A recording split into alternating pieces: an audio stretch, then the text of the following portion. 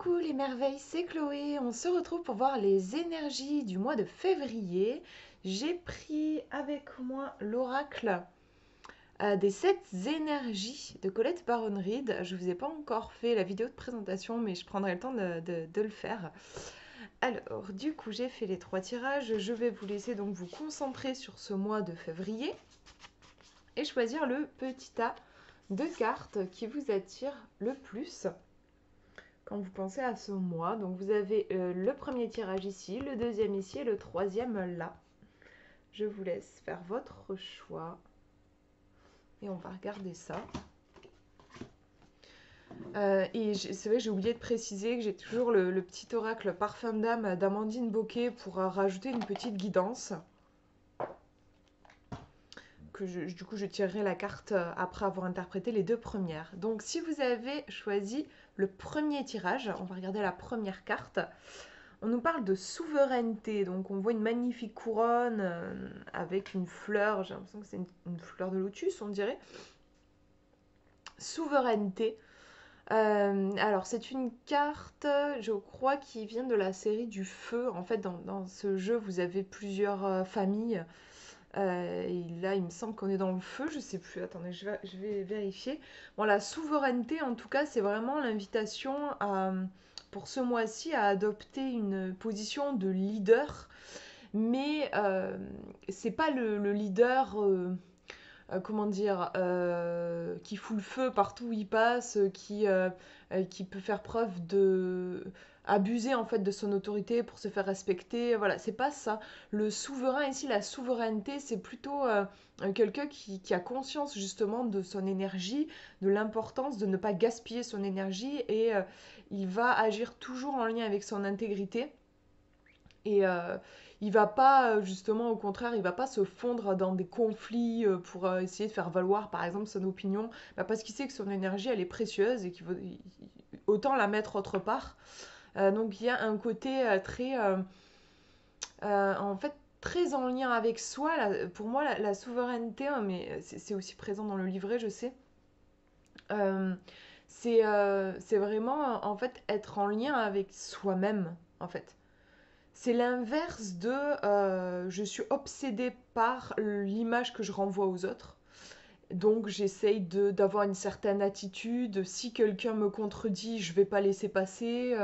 Voilà, je vais être soucieux aussi de si quelqu'un me juge, je vais pas laisser passer ça non plus. Voilà, finalement en fait en faisant ça, je remets mon pouvoir à l'extérieur. En fait, je suis très soucieuse de ce qui se passe à l'extérieur. Je vais dire à l'extérieur de moi. La vraie souveraineté, au contraire, c'est vraiment agir à partir de soi, de son intégrité, de ses valeurs, de là où on est en fait. Et juste ça, pas plus. Donc on va, par exemple, si y a quelqu'un qui, par exemple, qui n'est pas d'accord avec nous, qui nous contredit, tout ça, on va pas le prendre personnellement. On continue en fait notre chemin. Alors, je vais regarder, je voulais voir si c'était... oui, on est dans l'énergie du feu, qui nous parle de pouvoir personnel, de volonté, d'affirmation de soi. Voilà, on est là sur le mois de février, ici, on dirait bien. On va regarder la deuxième carte, mais on dirait que vous êtes vraiment sur une thématique ici de l'affirmation de soi. On nous parle aussi de vitalité, de mouvement, d'individualisation. J'ai l'impression que c'est important. Et on peut avoir des états extrêmes comme la joie, la colère, la transformation. Mais là, justement, j'ai l'impression que la souveraineté vous invite à éviter en fait les extrêmes, à être juste centré en vous et à agir à partir de là. On vous dit en concept clé responsabilité, confiance en soi, autonomie, responsabilité de ses sentiments et de ses actions. Ça aussi, c'est être souverain, c'est pas se mettre en statut de victime, genre si j'y arrive pas, c'est à cause de tel truc, tout ça. On prend vraiment ses responsabilités. Sentiment calme de pouvoir personnel, conscience de soi, ne pas permettre aux influences extérieures de perturber votre connexion à votre vérité. On va regarder la deuxième carte. C'est super beau, je trouve, d'avoir l'appel de la muse qui arrive derrière. Donc on a cette danseuse. Donc déjà, si on regarde au niveau des illustrations, je vais vous montrer un petit peu mieux. En fait, on a une couronne qui vient se poser sur la... Si on raconte une petite histoire, on a une couronne qui vient se poser sur la tête de cette danseuse qui est déjà magnifique. Bon, je suis désolée, j'ai pas une bonne lumière aujourd'hui. Donc on a vraiment cet aspect monté sur le devant de la scène. c'est vrai qu'il y a vraiment ce côté-là. Donc là, je m'appuie sur les illustrations et aussi sur la thématique de la carte précédente. Je pense qu'on vous demande vraiment d'aller sur le devant de la scène, de vous montrer, d'oser exister. Et ça peut être ici, l'appel de la muse, c'est une carte qui est très reliée à l'art, à l'expression aussi. Donc ça peut être assumer votre part artiste, assumer vos projets, assumer ce que vous faites. Si vous avez si vous êtes dans l'art, si vous avez des projets artistiques et tout ça, c'est assumer ça. Et on a, si le côté artistique ne vous parle pas, on a vraiment ce côté expression en fait dans cette carte. Donc là, on vous dit souveraineté, expression. Vous avez vraiment besoin, ce mois de février, il est placé sous le signe de je prends ma place, je m'exprime, j'exprime ce qui est important pour moi, je, j'exprime mes valeurs, je partage pourquoi pas aussi mes rêves, parce qu'avec l'appel de la muse, on a quelque chose de cet ordre-là aussi. Je me mets en mouvement, c'est présent pour moi aussi avec l'appel de la muse, puisque c'est quand même une danseuse. Je danse avec la vie, il y a cet aspect aussi, je trouve. Euh, c'est vraiment un beau tirage de très très belles énergies, je trouve. Je vais regarder à quelle série appartient l'appel de la muse, mais je crois que c'est le son, me semble. On va regarder. Donc c'est la numéro 31. Et elle fait partie de l'énergie du son, communication, créativité, écoute, être entendu, écriture, idée, partage et vibration. En mots-clés, on nous dit expression créative, être dans le flux de la créativité, se connecter à l'inspiration, s'ouvrir à une créativité sans entrave, connexion à travers l'écriture intuitive ou la tenue d'un journal. Donc ouais, moi là je dirais pour ce mois de février, c'est un peu oser vraiment être sur le devant de la scène si c'est peut-être pas votre caractère, votre personnalité de base, on vous pousse à sortir un petit peu de votre coquille, à oser vous exprimer, vous affirmer dans ce que vous êtes. Et si le côté artistique vous parle, c'est vraiment aussi un mois pour faire éclore vos projets, pour les montrer, pour les partager, pour les faire éclore. Pour croire en eux, et pourquoi pas on pourrait reprendre cette carte de la souveraineté et mettre une couronne sur la tête de chacun de vos projets. On peut avoir cette idée aussi. Je pense que je vais pas tirer de carte de l'oracle parfum d'âme. Pour le coup, je trouve que c'est vraiment... J'ai envie de finir sur cette touche-là. Je trouve que le tirage est vachement parlant en soi. On va regarder le numéro 2 maintenant, première carte. Alors, on vous invite pour ce mois de février à libérer quelque chose. Et on nous parle de libération volontaire, c'est-à-dire que consciemment, je vais accepter de lâcher prise. Je vais accepter de libérer quelque chose. Donc là, on a ces fleurs de pissenlit. Voilà, on l'a tous fait, je pense, étant enfant, de souffler sur, sur ces fleurs de pissenlit et laisser les petites graines s'envoler. On a un petit papillon aussi. Donc c'est vraiment l'image du lâcher prise, d'accepter que les choses... en fait, il faut relâcher le contrôle. Accepter qu'on ne peut pas tout contrôler, on ne peut pas tout maîtriser. Là, il y a un effort une demande on nous demande ici de relâcher notre emprise. On a le papillon qui nous parle aussi de transformation. Pour que une transformation puisse réellement avoir lieu à un moment donné, moi j'ai toujours l'impression que dans les transformations, il y a une part qui ne nous appartient pas. Il faut accepter. On ne sait pas très bien où on va, on ne sait pas très bien ce qui se passe, on ne comprend pas toujours d'ailleurs dans les processus de transformation. Ça peut être douloureux même, ça peut être difficile. Il y a un truc qui nous échappe. Et justement, c'est juste comme ça en fait. Et c'est important qu'il y ait cette part de je maîtrise pas, je sais pas ce qui se passe. Mais ça peut être compliqué, ça dépend des personnalités. Mais en général, souvent, l'être humain de toute façon aime bien contrôler. Donc ça peut être un petit peu difficile. On va regarder, donc c'est la numéro 49. On va voir la série La famille de la carte. Je crois qu'on est dans la pensée. Et oui, c'est ça. Voilà. Là, il faut relâcher sur le plan mental, je pense. On nous parle de spiritualité, transcendance de l'ego, libération, conscience de Dieu, compréhension et sagesse. Donc ça, c'est les mots-clés pour la famille. On va regarder maintenant les mots-clés pour la carte. Je vous la montre en même temps. S'en remettre au plan divin, libérer l'attachement à la forme. Et ça, c'est intéressant. En gros, ça vous dit que parfois, on a une idée très précise de ce qu'on voudrait. Par exemple, pour le mois de février, vous avez peut-être des désirs. Et là, on vous invite à vous détacher de ça, à accepter que peut-être les choses, les événements du mois de février, les trucs qui vont arriver dans votre vie ne seront pas forcément attendus. C'est peut-être pas ce à quoi vous auriez pensé. Mais vous invite à lâcher prise et à accepter, à accueillir ces choses-là avec foi, avec la foi que ce sera de toute façon bon pour vous. C'est encore une fois, on en revient au fait de lâcher le mental, lâcher les idées qu'on a sur ce que la vie devrait être et accepter comment elle nous arrive, comment elle nous parvient. D'ailleurs, c'est une pour moi des définitions du malheur, de la tristesse, enfin non pas de la tristesse, du malheur. Pour moi, on est malheureux, en fait on est malheureux quand on résiste contre ce qui est. Si vous désirez ce qui est, vous êtes heureux. Si vous luttez contre ce qui est, vous êtes malheureux en fait. Donc on nous dit surtout si quelque chose n'est pas ce que nous attendions ou désirons. Voilà, donc excusez-moi, ah non, si, il y avait une virgule, donc j'avais cru qu'on passait à notre mot-clé, mais non, c'est ça. Libérer l'attachement à la forme, surtout si quelque chose n'est pas ce que nous attendions ou désirons. Et laisser place au hasard pour ce mois de février. On va regarder la deuxième carte pour avoir plus de précision. Et on nous dit ici vision éclairée. Donc on a une... Alors je sais pas si c'est une fée. Moi j'ai envie de dire que c'est une fée sur une chouette. Et on est, j'ai l'impression, très très haut. Presque, on dirait qu'on est dans l'univers au-dessus de la Terre. On a vraiment, c'est impressionnant je trouve, à quel point on a ici un tirage qui nous invite à prendre de la distance. On a aussi quelque chose de très aérien qui ramène à la pensée, en effet. On a besoin de se détacher. Il faut se détacher de certains schémas, de certaines attentes, de certains trucs qu'on peut avoir dans notre tête qui est très réglé comme du papier à musique. Là, il faut se détacher. Euh, Reconsidérer peut-être certaines choses. On était sûr, il fallait absolument que ça se passe comme ça. Eh ben non, en fait. Et si je prends vraiment de la distance, parce que si je reste le nez dans le guidon, là, je peux avoir l'impression que, oh là là, mais c'est affreux, c'est pas du tout ce que j'avais prévu, ou ça ne me convient pas, je voulais pas que ça se passe comme ça et tout ça. Maintenant, si je m'imagine vraiment sur le dos d'un oiseau, que je prends vachement de distance, que je prends un peu de recul, je peux me rendre compte qu'en fait, c'est encore mieux. En fait, ça vient nourrir quelque chose sur un plan plus global, là où moi j'étais juste hyper proche du truc, et j'avais l'impression dans ma logique que c'était mieux que ça se passe comme ça, mais j'avais pas la vision d'ensemble.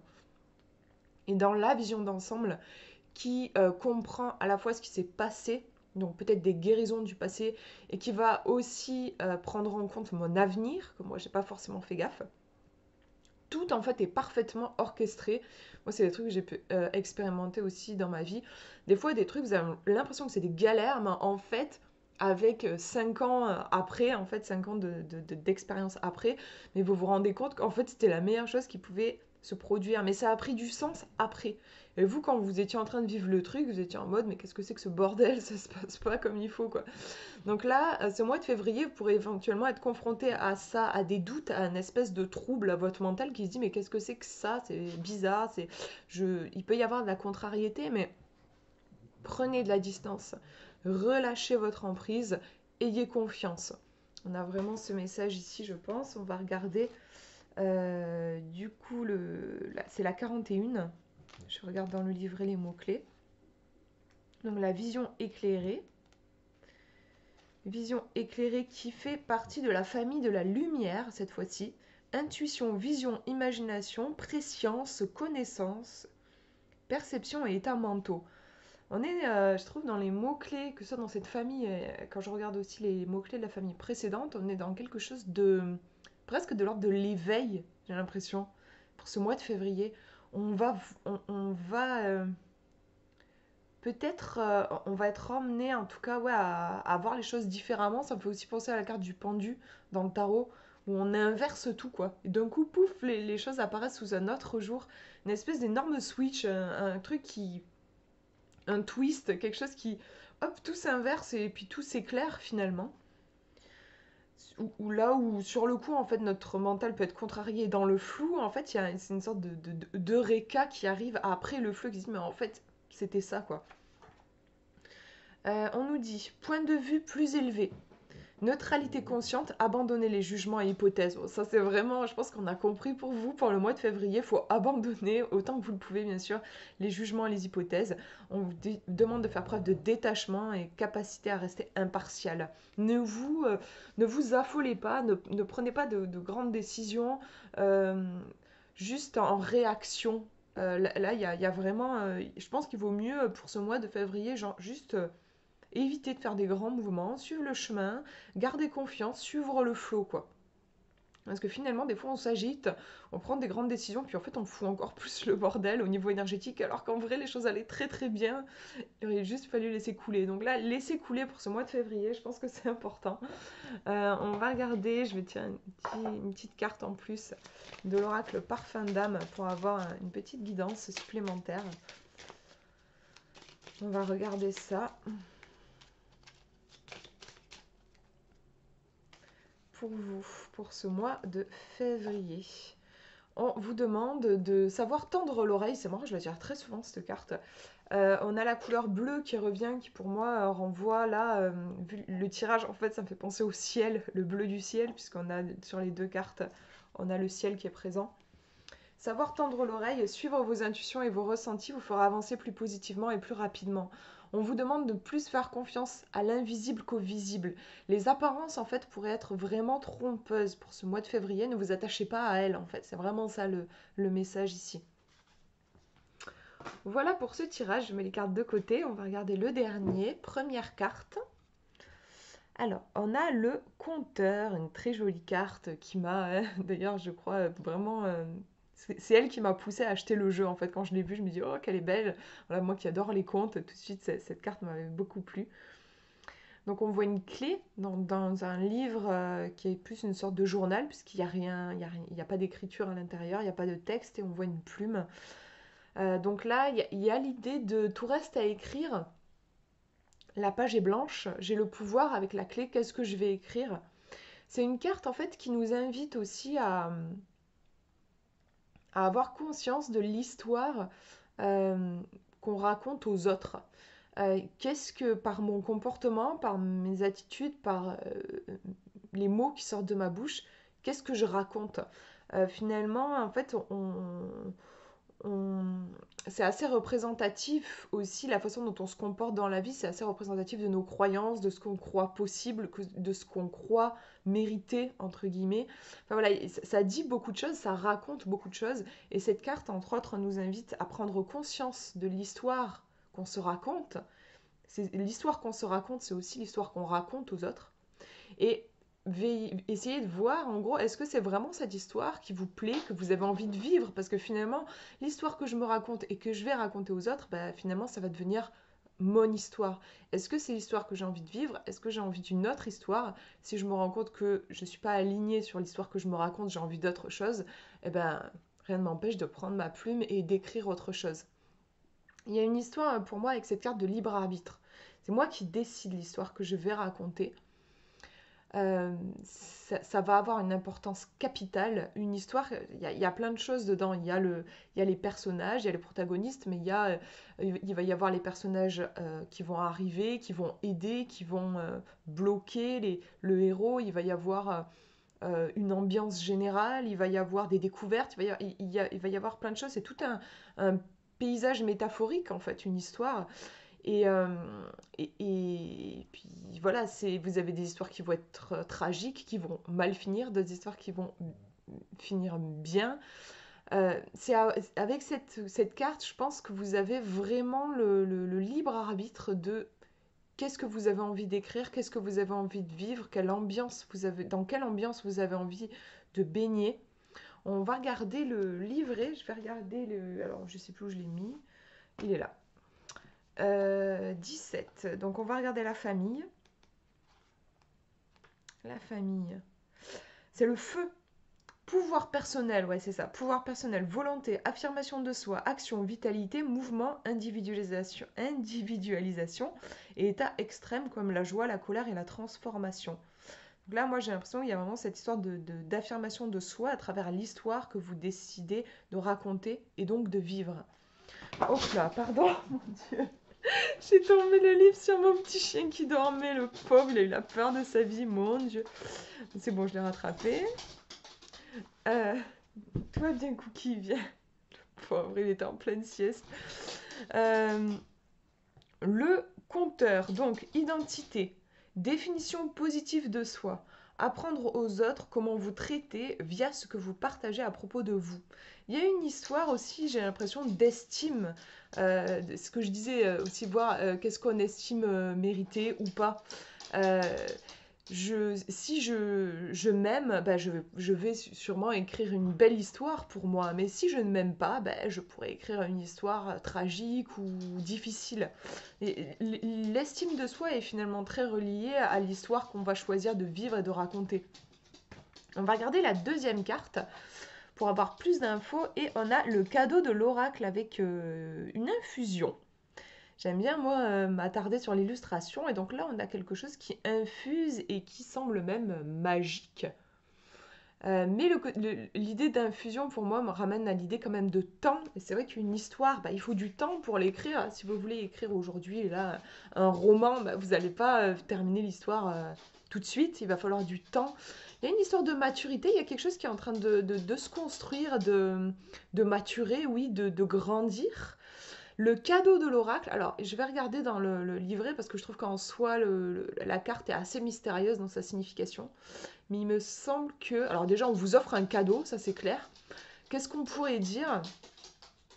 Je pense que pour ce mois de février, on vous fait le cadeau de pouvoir écrire une histoire différente de celle que vous avez vécue jusqu'ici.